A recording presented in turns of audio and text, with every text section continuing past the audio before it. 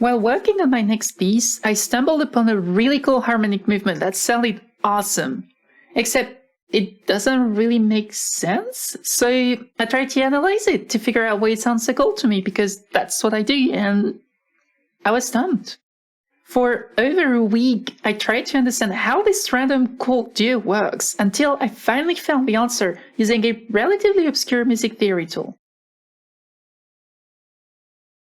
In order to understand the answer, it is necessary to have at least a basic understanding of what the cube dance is. It's a harmonic framework that derives from neo-Riemannian analysis.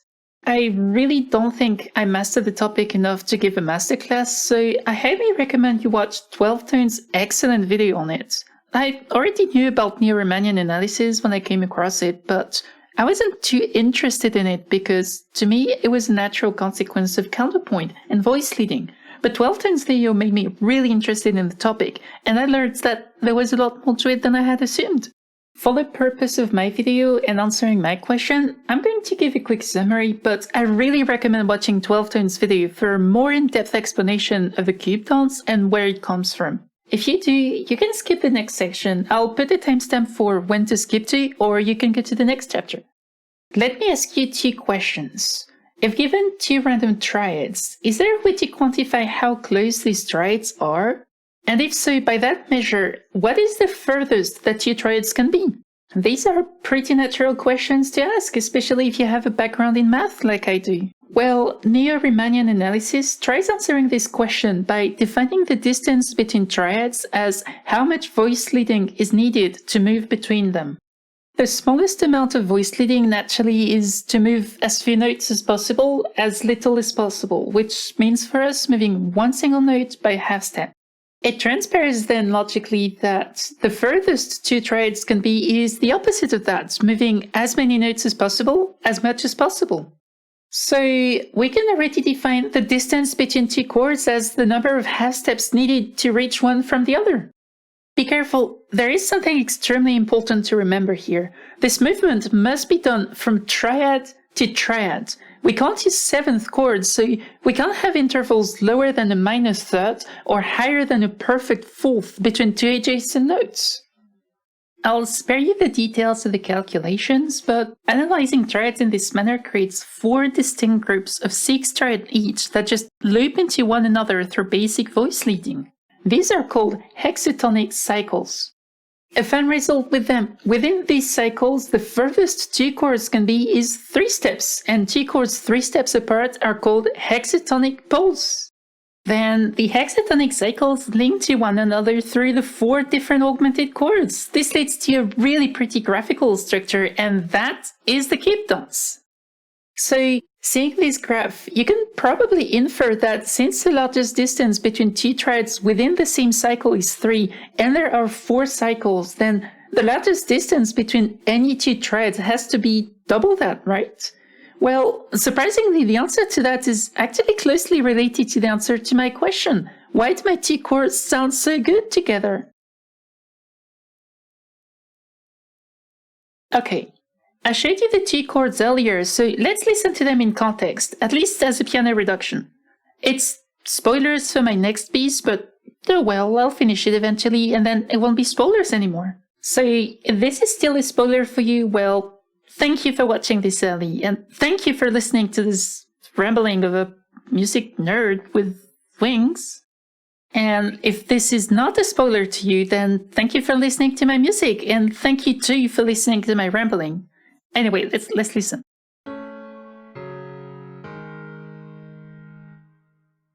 It sounds awesome, right? Even ignoring the particulars of rhythm and voice leading, it sounds great.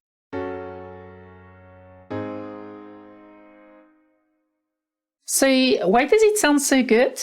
Let me run you through how I came to an answer. I noticed that F minor and A were hexatonic poles, which means that they are closely related through neo-Riemannian analysis, just 3 units of voice leading apart. But F sharp minor and A flat major couldn't be further apart in the same logical framework, so I looked more into it and uncovered something I found interesting. Look at where tritones are on the cube. For F sharp minor, for example, a tritone above that is C minor here. That's remarkably close to the A-flat major chord that I used, so are my two chords just a sophisticated tritone substitution? I noticed that there was indeed a tritone between my two chords, F sharp to C here, except tritone substitutions changed the root by a tritone. This one compares the root of one chord to the third of the other. So looking back at the cue, yeah, the relationship between my two chords and the reason why they sound so good together is that they're a tritone substitution with an extra step. And that led me to even more questions. Before I continue, I want to make some reservations about my analysis here that I probably should have mentioned earlier. Oops. What I wanted to say is I'm using the term tritone substitution rather loosely. Actual tritone substitutions involve seventh chords, for example, French or German chords. The cube dance deals only with triads, so when I say tritone substitution in this context, I do simply mean replacing a triad with another triad where the roots are a tritone away. Normally, tritone substitutions have a dominant function and replace a dominant seventh chord, but with what I found here, I believe it's possible to apply these transformations to triads for decorations and color rather than function. These are the positions of a tritone substitution on the cube. This is a voice leading path between them. Well, in the framework of neo-Riemannian analysis, then these two chords here are the same distance away from my first chord. Then they must have similar, if not identical, relationships with each other, right? Except these chords are simply one whole step away from our first chord with planing. And these are the furthest apart two chords can be. Trying to move in any direction will lead to a short path. So we have the answer to the question I asked earlier. It appears that the farthest two chords can be in this framework is indeed 6 steps. Intuitively, this seems evident. Moving the most possible notes is moving all 3, and moving each note the most possible is moving each note twice. Trying to move another note leads to a different, much closer chord, except the result I would have never expected was that tritone substitutions are actually the farthest apart two chords can be, and that is the reason why they work. But Tritone, you say, A and E flat aren't 6 half steps apart, they're just 5 half steps apart. In terms of voice leading, yes. E moves 1 half step down to E flat, A moves 2 half steps down to G, C sharp moves 2 half steps down to B. But this doesn't reflect a movement from chord to chord. It reflects a movement from each note to each note, but we're only dealing with triads here, not individual notes. If you follow the graph, you'll see there are lots of ways to go from A to E flat with chord to chord movement. Translating that to voice leading to get 6 steps would be C sharp moves simultaneously to E flat and B flat, and A to G, and the E is lost to voice leading. And here again there's this weird root-third relationship, with the third being an anchor of sorts for the voice leading between the two chords, because it moves in 2 directions at the same time. Why a third? Twice now I found a random thirds that seem to be quite important, so why? Honestly, the question trumped me for a while. I had no idea where this bizarre third came from, why it was here, or what it meant. The answer, however, was quite simple. As I said before, the tritone feels equivalent function to whole step planing as seen on the graph, except there are only 2 ways to move like that, and there are 3 different triads to reach. The third way to move must therefore include a third. There is another way to see it. Starting from A, whichever way you go, you will go through the third of the chord, either minor or major.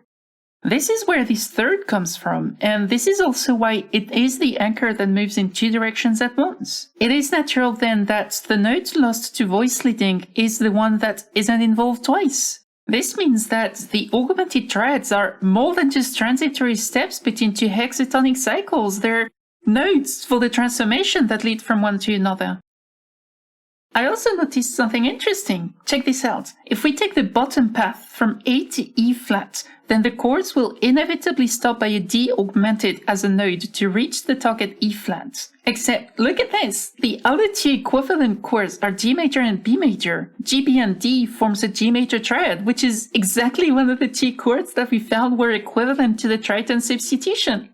What about B major then? Can we find that? Probably on the other branch, no?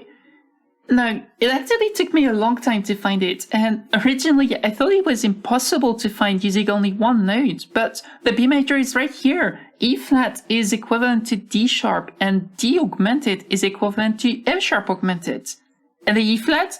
Well, D augmented is equivalent to A sharp augmented, or B flat augmented, and we have E flat and G right here. One more observation. In every case, there was one note missing from the hexatonic cycle chords. It was always the fifth, and it was always on the same note. Logically, that makes sense, right? From one augmented triad, moving a note down gives you the fifth of the new chord. B to B flat gives you E flat major, E flat to D gives you G major, and G to F sharp gives you B major.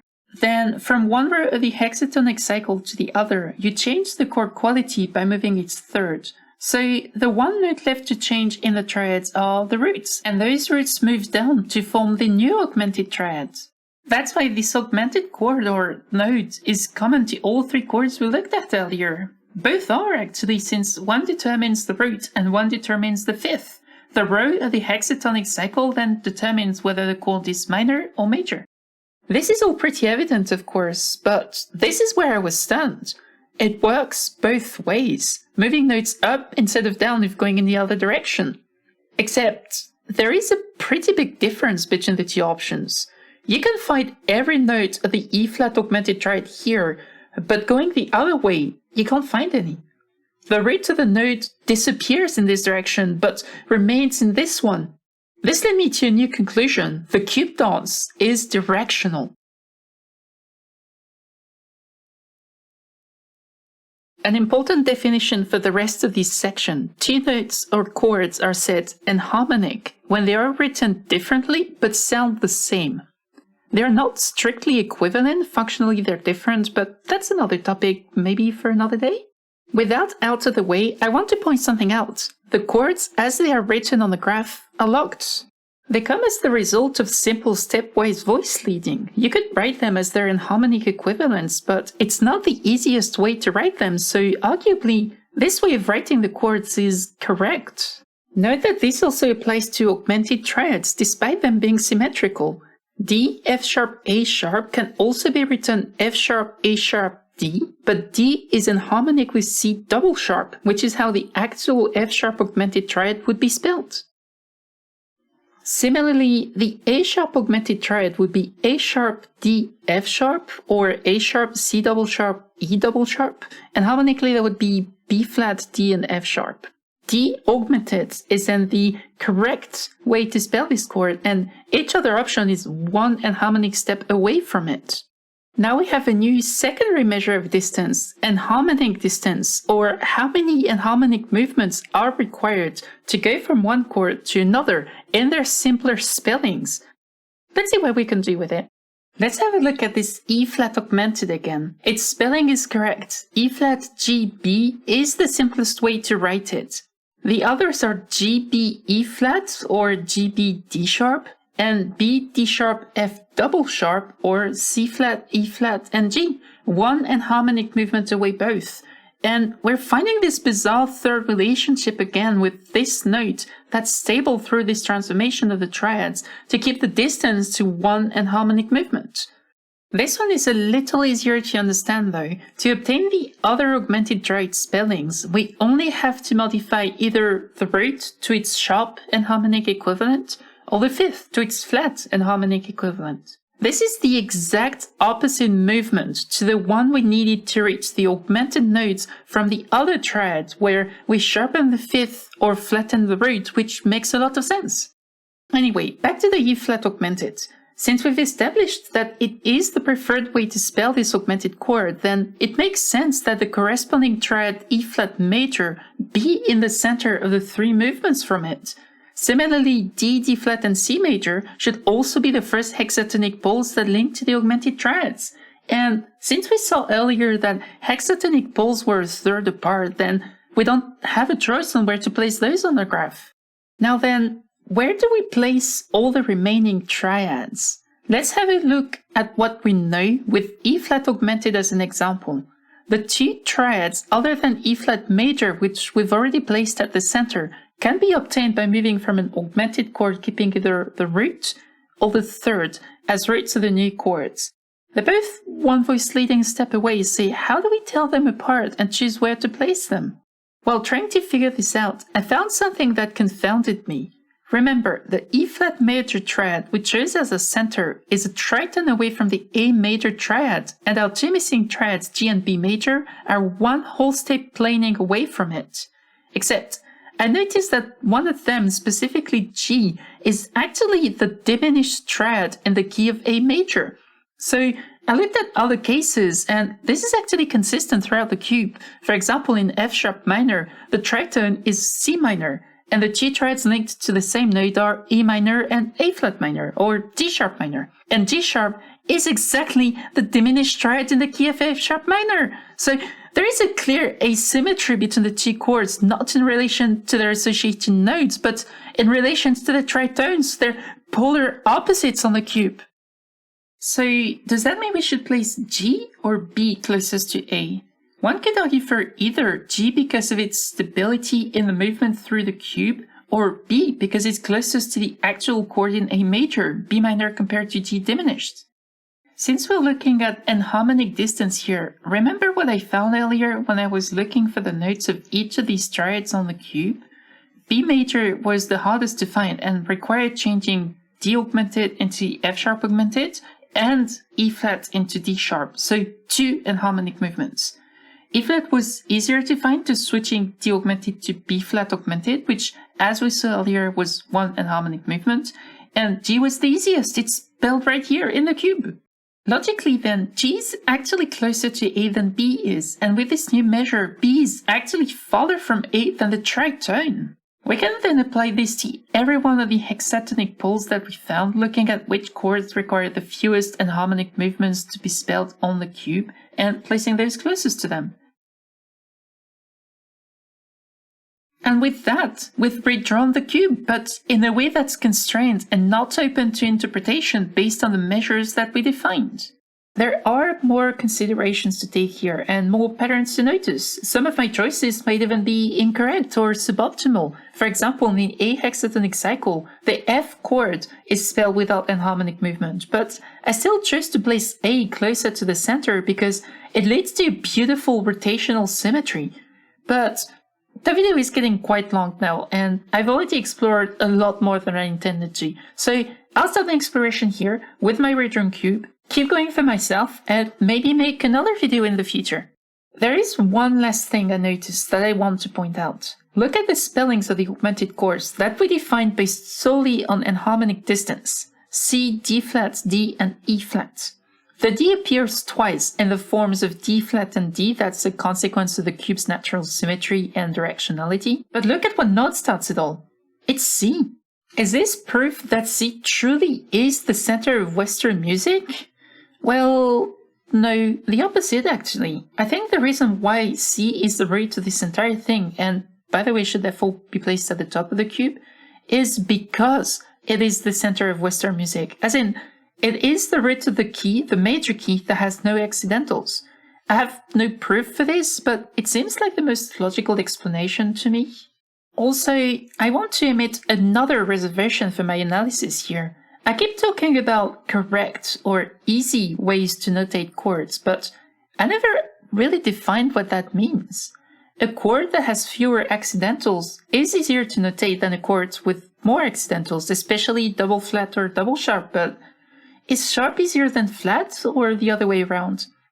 Either way, since enharmonic distance relies on notation, and that's how I implicitly defined ease of notation, it makes sense that the key that's easiest to notate would be at the center of a system defined this way. I can answer the questions that I originally asked. I did a while ago, really, but I went on a bit of a detour. First of all, if we define the distance between two chords as the number of half steps needed to voice lead from one to the other, then the furthest two chords can ever be from each other is just 6 half steps. And this is exactly why Tritone substitutions work. There is this hidden, unique relationship between chords a tritone apart. They couldn't be any further from each other, and yet that makes them intrinsically linked. The reason why my two chords work so well is because they have a similar, unique relationship. They are a parallel whole-step planing tritone substitution substitute. Essentially, they're just a decorated tritone substitution. I have no idea why I put that A-flat major after that F-sharp minor, and I tried with all my heart to find what bizarre reasoning I followed to come to this absurd decision, but I couldn't find anything. It just happened. I put this random chord after this random chord, and it worked, and trying to understand why it worked led me on a 4-hour deep dive into neo-Riemannian analysis and one of its visual representations. I really cannot put into words how much I love music, especially music theory. What started as a simple question about why random chord association I made in my piece works led to discovering a kind of harmonic relationship I didn't know before, understanding why tritones work, and a very deep dive into an obscure music theory tool that I was basically discovering as I was writing the script to this video. And the best part of it is, it's not about complicated music theory or contrived mathematical structures or what have you. I started with 2 simple and really elegant questions and followed simple logic from them. And it led to all these fantastic results about tritones and chord relationships and the cube dance. And that, to me, is beautiful in ways I cannot put into words. This process of asking the questions, trying to answer them, only to find more questions and then answer those, was infinite fun to me, and this is why I spent so much time going back through my own work, trying to understand why it works, or why it doesn't. Every insight I gain gives me a deeper understanding of music, and unlocks tools I didn't have before that I can then maybe use at a later date. I am definitely going to explore this parallel whole-step planing tritone substitution substitute in future works or just in exercises because I'm interested and excited to see where this takes me. I don't know why the cube dance is usually drawn in the way it is, and I'm certainly not trying to correct it. I just had fun rediscovering it and re-exploring it from my own perspective based on how I process and question things and coming up with my own interpretation of it. I enjoyed trying to retrace the logic that led to the cube dance, even if my conclusion differs from the one that I originally learned. Ultimately, my version of the cube dance is just that, another graphical representation of neo-Riemannian analysis. Others are no less valid than mine. Oh, and here's the kicker. There is actually an infinitely simpler explanation of why these 2 chords sound so good together, and I already explained it earlier. A-flat major is enharmonically equivalent to G-sharp major. In F-sharp minor, however, the triad built on G-sharp is expected to be a diminished triad, G-sharp diminished. Instead, I have a G-sharp major with a sharp 6 and a sharp 4. So, the reason why these 2 chords sound so good together is very simply that they belong to different modes of the same major scale, and one happened to be the brightest one, Lydian, just obfuscated in notation. In the end, was it worth it to go through this entire deep dive through the cube dance? Yeah, definitely, simply because it was fun. I learned a lot from it about tritones and some harmonic relationship that I wasn't aware of before, and it made me learn a new tool through which to analyze and write music. It was unnecessary, sure, and I would have found my simple answer much earlier if I hadn't obsessed so strongly about the specific way I notated the chords, but obsessing over these unnecessary questions is exactly why music theory is so fun and so beautiful to me. Maybe sometimes the simple answer isn't the most satisfying one. And whether this is a lead-in to or a parallel whole-step planing tritone substitution substitute, this is still a really cool harmonic movement.